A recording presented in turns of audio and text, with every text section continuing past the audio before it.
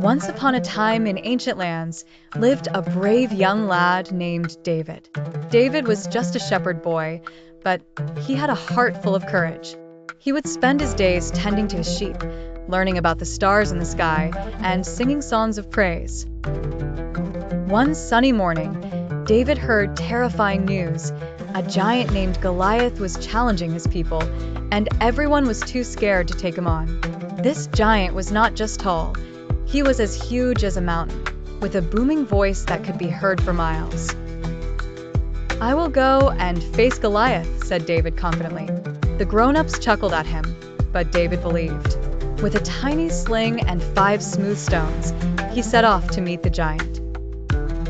When David arrived, Goliath roared with laughter. "Am I a dog that you come to me with sticks?" But David, unfazed, responded, "I come in the name of the Lord."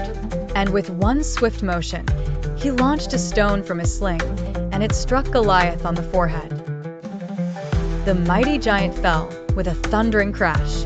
David's courage and faith showed everyone that even the smallest can achieve greatness with belief and bravery. In another tale, there was a wise man named Noah, who lived in times of trouble and floods. The voice of God whispered to him, "Build an ark, Noah, because the earth would soon be covered in a great flood." Noah hurried and gathered his family, working day and night on the ark, a huge wooden boat. It was so large, it seemed to touch the sky. Guided by the divine voice, Noah gathered pairs of every animal, from the majestic lions to the tiny rabbits. And as the clouds darkened and rain began to pour, Noah, his family, and all the animals boarded the ark. The world was washed anew, and Noah's obedience showed that listening to wisdom can lead to salvation.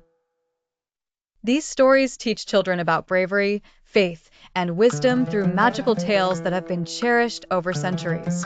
With each retelling, little imaginations light up, discovering the values that make heroes out of anyone.